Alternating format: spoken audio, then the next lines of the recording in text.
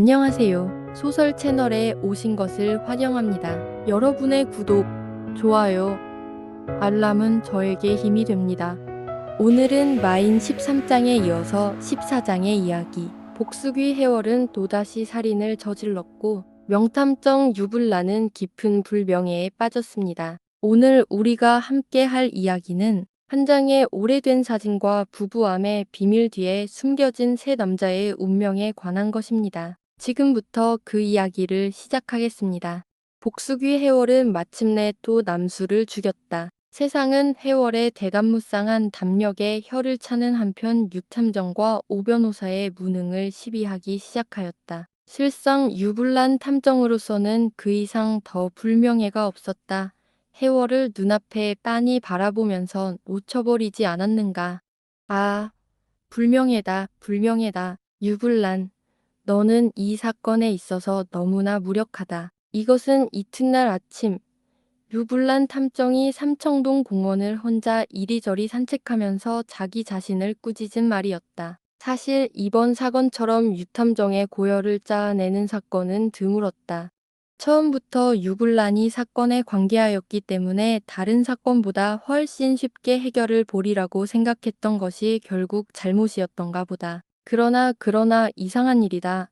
나의 상상에 틀림이 없다면 해월은 확실히 그놈인데 유불란은 벌써부터 그 어떤 인물을 해월이라고 가상하고 그 가상 밑에서 모든 추리를 진행시키고 있었던 것이다. 그러던 것이 어젯밤 남수 살해 사건에 접함으로써 그때까지 고이고이 길러오던 그 무서운 가상이 뿌리째 송두리째 산산이 깨어져 버리고 말았다. 그것은 하여튼 한 인물의 사진을 세 사람이 똑같이 가지고 있지 않은가? 해월과 황세민과 또 한 사람, 남수가 주었다는 사진은 대체 누가 가지고 있었던 것일까? 유불나는 그런 것을 생각하면서 문득 발부리로 조그마한 조약돌 하나를 툭 찼다. 그리고 그 조약돌이 채 풀 위에 떨어지기도 전에 아차, 배경호다 하고 외쳤다. 그렇다. 또 한 사람은 배경호 씨의 틀림이 없다. 남수가 주었다는 사진은 확실히 배경호 씨가 가지고 있던 것이다. 어째서 그렇지 않은가? 글쎄 그렇지 않은가? 유불나는 발걸음을 멈추고 우뚝 섰다. 자기 자신의 물음에 대하여 답변을 하려는 것이다. 담배를 붙여 물고 스틱으로 몸을 의지하여 이끼 낀 푸른 못을 두러질 듯이 노려본다. 어째서, 그렇지 않은가? 첫째로 남수가 그와 같은 중대한 증거품이 되는 사진을 발견하고도 그 출처를 밝히지 않은 이유는 대체 어디 있는가? 해월이가 떨어뜨린 것과 똑같은 사진을 가지고 있는 사람이 자기 아버지라면 그렇다.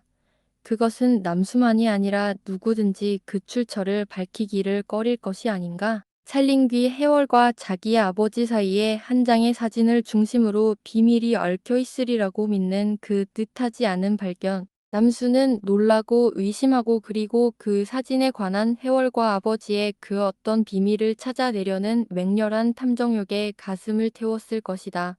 그러면 사진에 관한 비밀을 알려고 남수는 대관절 어디로 여행을 갔었던가? 사흘 만에 돌아온 남수는 그 어떤 무서운 비밀을 가지고 왔었다. 그러나 해월은 남수의 입으로부터 비밀이 탄로될 것을 방지하려고 남수를 죽였다. 유불란의 두 눈은 불덩어리처럼 빛나기 시작한다. 그러면 남수의 수첩에 적혀있는 부부암의 비밀이란 대체 무엇을 의미하는가? 한 장의 사진을 해월과 배경호 씨와 황세민 씨, 이 세 사람이 다 같이 가지고 있다는 이 이상 야릇한 사실. 그 순간 유불나는 채 타지 않은 담배를 툭 하고 목 가운데 던지면서 외쳤다. 남수가 불이 나게 다녀온 곳, 그것은 남수의 고향이다. 배경호 씨의 고향일 것이다. 그렇다. 남수가 자기 고향에 갔다 온 것만은 틀림없는 사실이다. 왜 그러냐 하면 지금부터 약 30년 전, 다시 말하면 문제의 사진 속의 처녀와 남수의 아버지 배경호 사이에 그 어떤 관계가 있다고 가정한다면, 그리고 한편 문제의 사진이 약 30년 전에 찍은 것이라고 추측한다면 지금으로부터 30년 전에 배경호 씨가 어디 있었던가?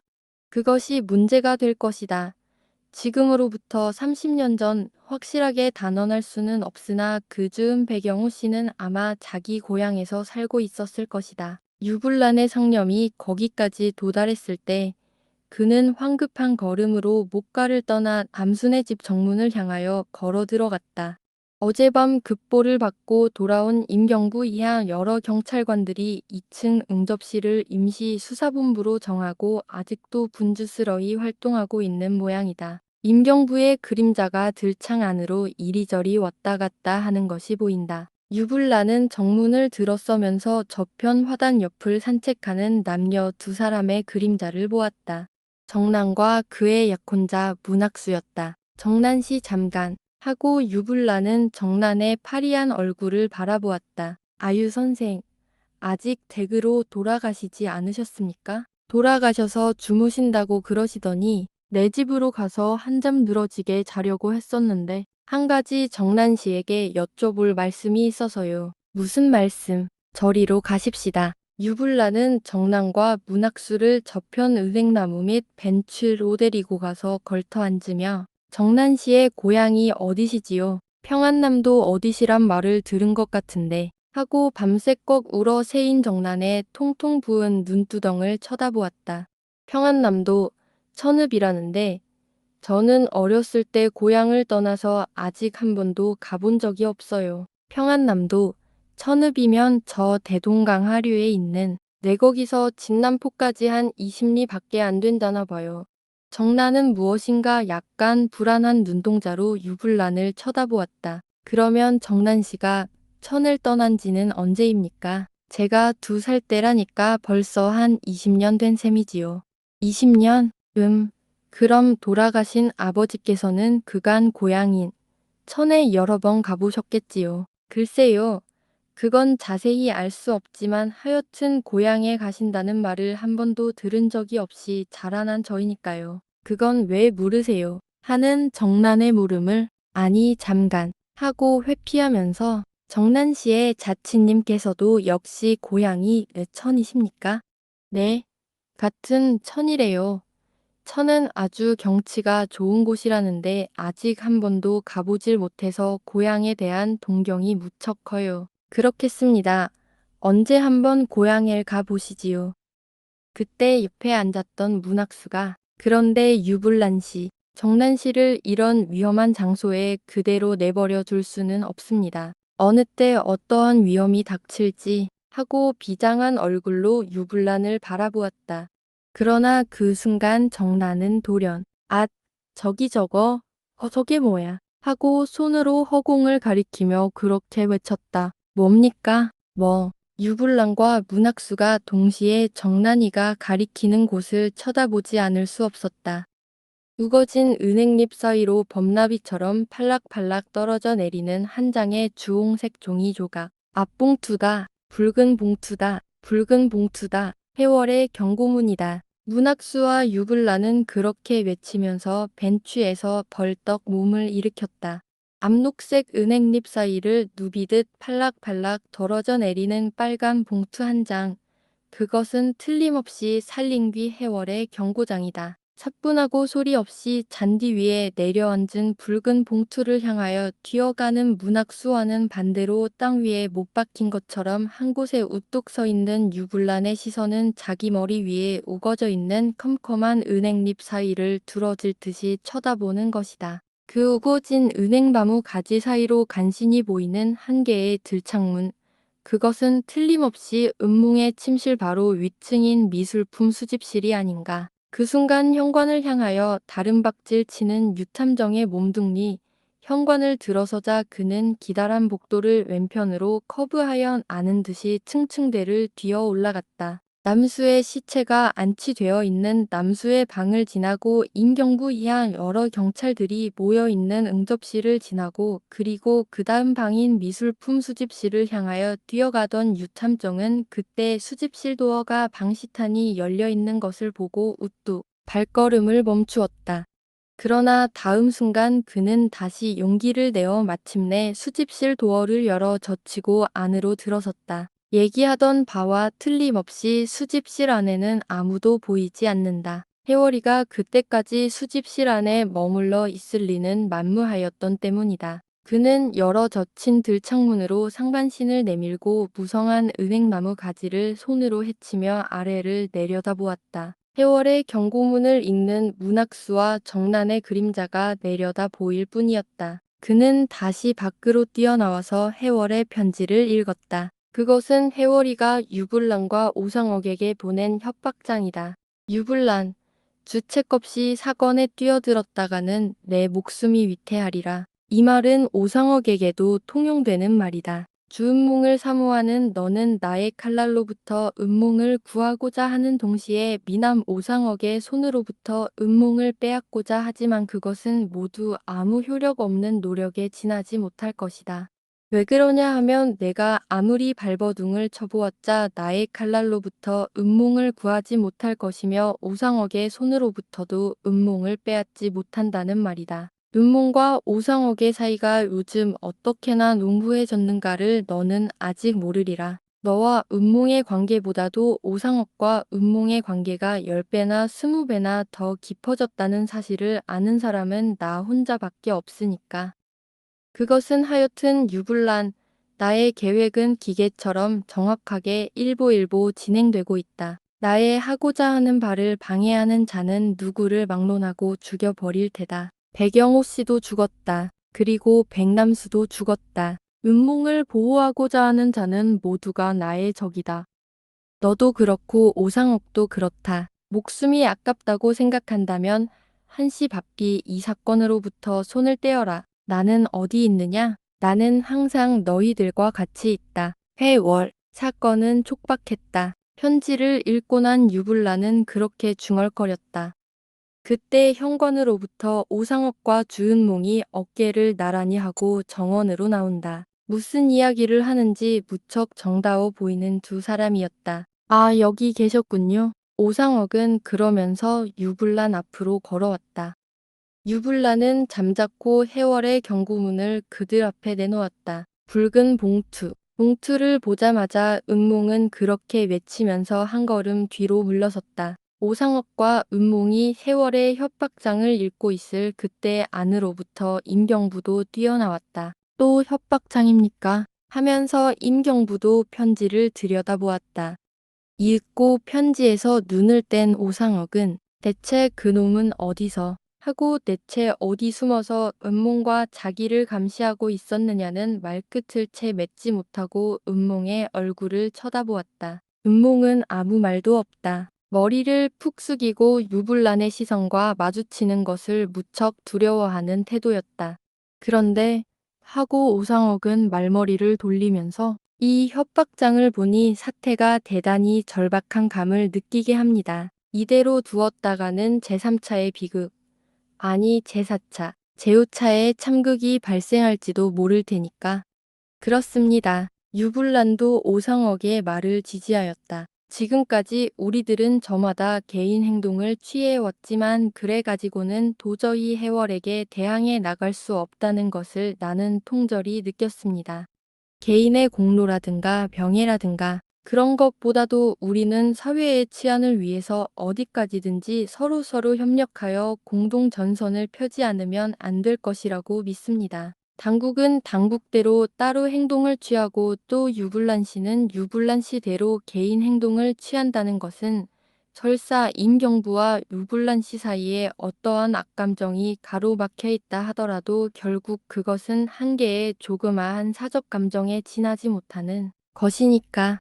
그렇습니다. 임경부께서 저와 타협하기를 즐기지 않더라도 이번만은 제가 머리를 숙이고 도와주십시오 하고 빌지 않으면 안 되게끔 사건이 절박했습니다. 절박했을 뿐만 아니라 사건의 범위가 대단히 넓어서 도저히 나 혼자서는 손이 미치지 않습니다. 왜 그러냐 하면 적어도 이 사건을 해결지려면 세 갈래로 파당을 나누어서 수사를 진행시키지 않으면 안 되게 되었지요.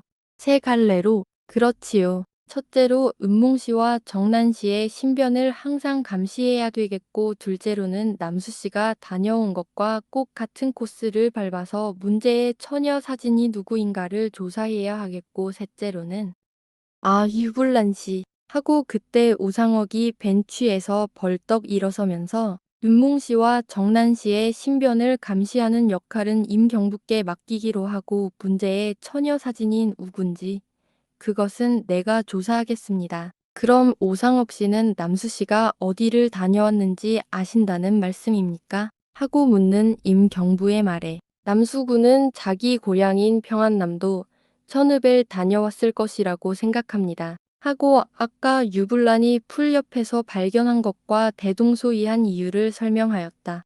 그렇습니다.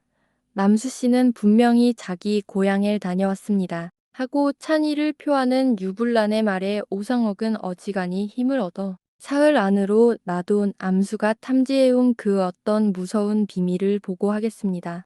그럼 오 변호사께서는 그 방면을 담당하시기로 하고 나는 하고 해전 교장 황세민에 관한 이야기를 할까 하고 잠깐 동안 망설이다가 생각하는 바가 있어 그 말을 입 밖에 내지 않고 금강산 백도사로 가서 해월의 행방을 다시 면밀히 조사해 볼까 합니다. 해월이가 금강산을 떠나서 묘향산 방면으로 갔다는 말을 풍문에 들었는데 하여튼 해월이가 그 후 어디 있었으며 무엇을 하고 있었는가를 끝까지 더듬어 볼 필요가 있습니다. 해월이가 서울 안에 살고 있는 이상 그는 어떤 가면을 쓰고 있는 것만은 사실이니까. 그렇습니다.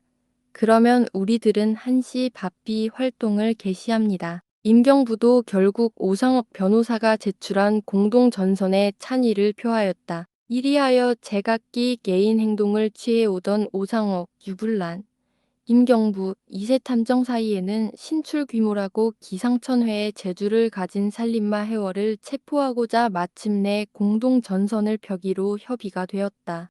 그런데 하고 그때 유탐정이 입을 열었다. 아까 문학수 씨도 말씀한 바 있었지만 정난 씨와 눈몽 씨가 같은 집에서 기거한다는 것은 정난 씨의 입장으로서 대단히 위험합니다.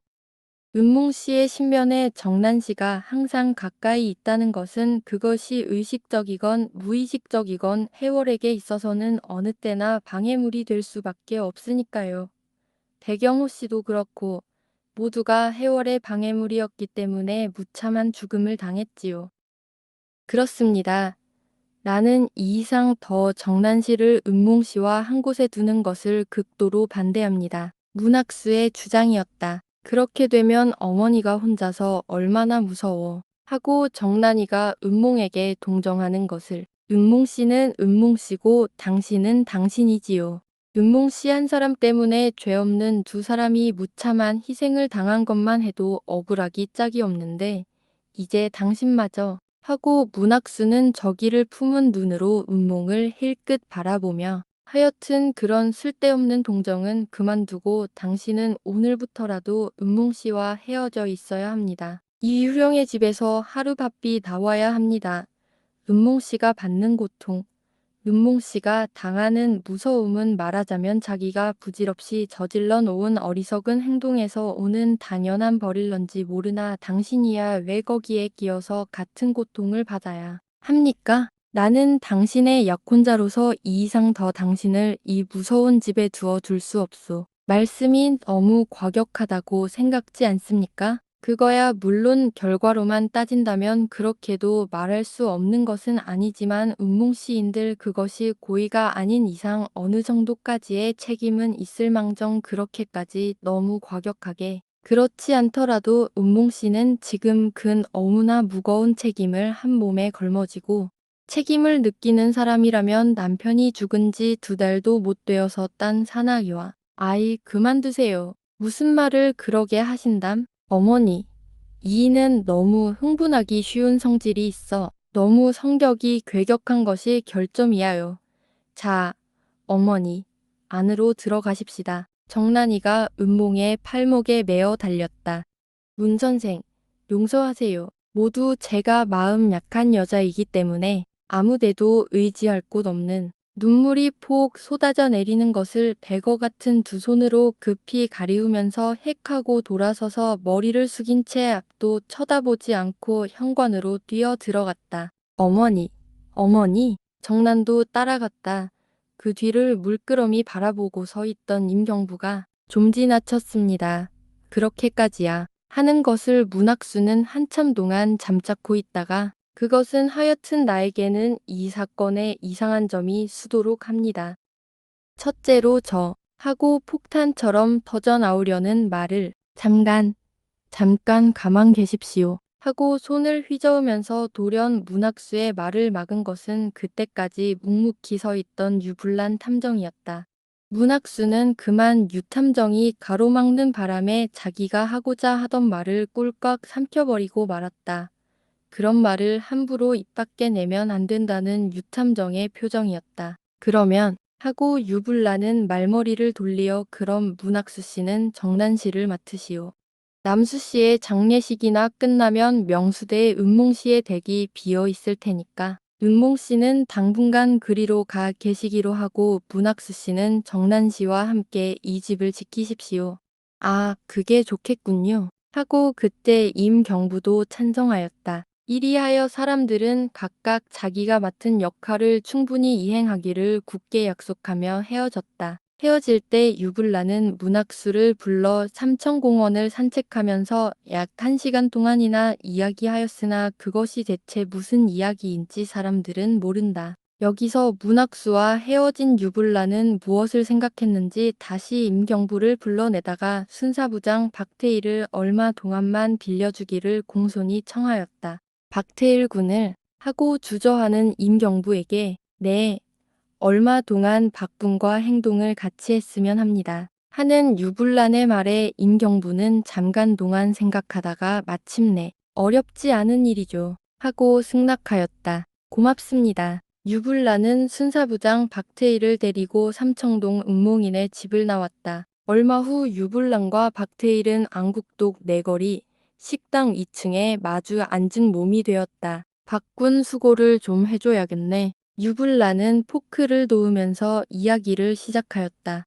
무슨 말씀이든 명령하시는 대로 복종하겠습니다. 박태일 부장은 비로소 스승을 만났다는 기쁨에 안색을 가다듬었다. 다른 게 아니라 군이 내 대신 한 번 더 도승 해월의 행적을 더듬어주게. 나는 돈 아대로 할 일이 태산 같으니까 내 유선생의 말씀이라면 무엇이든지 제 힘 닿는 대로. 실상은 나도 저번에 금강산 백도사로 찾아가서 도승 해월의 자취를 조사해 보았으나 결국 박군의 조사 보고와 대동소이한 결과를 얻었을 뿐 이렇다 할 아무런 발견도 못했단 말이야. 그러나 한 가지 박군의 보고보다 상세한 것은 해월이가 백도사를 떠난 후 묘양산 보성사에 가서 얼마 동안 있다가 이번에는 평양 모란봉 밑에 있는 영문사로 갔었다는 말을 탐지해 놓고 부랴부랴 영문사로 찾아가 보았더니 절간 주지가 하는 말이 금강산 백도사에 있을 때 폐병 3기에 있던 해월은 그때 벌써 3기를 넘어 제사기에 들어갔다는 말을 하면서 서해안 어디로 가서 생구를 까먹겠다는 말을 남겨놓고 표현이 영문사를 떠나버렸다고. 그래서 나도 그의 자취를 더듬으려 했으나 군도 알다시피 그때 오 변호사의 글이 일보에 발표되어 나는 부득이 나 자신을 변명하고자 다시 서울로 올라왔거든. 그럼 그때 벌써 폐병 3기를 넘어선 해월이가 지금까지 살아있을 리는 만무하지 않습니까? 하고 유불란은 그때 무엇인가를 이야기하려다 말고 그러나 우리 눈으로 직접 보지 못한 이상 그거야 단언할 수 없으니까 하여튼 거기까지는 확실한 사실이니까 그 후에 해월이가 어떻게 되었는지 수고로운 대로 군이 좀 맹활동을 개시해 주게. 네, 잘 알아들었습니다. 그럼 오늘 저녁차로 곧 평양으로 내려가야만 하겠네. 네. 박태일 부장은 대답과 함께 의자에서 기운차게 몸을 일으켰다. 오늘 이야기는 여기서 마무리됩니다. 해월의 살인 행각을 막기 위한 공동작전이 시작되었지만 문학수가 제기한 음모에 대한 의혹과 해월의 끔찍한 경고는 여전히 우리를 불안하게 만듭니다. 다음 편, 더 거대한 미스터리로 여러분을 찾아뵙겠습니다. 시청해 주셔서 감사합니다.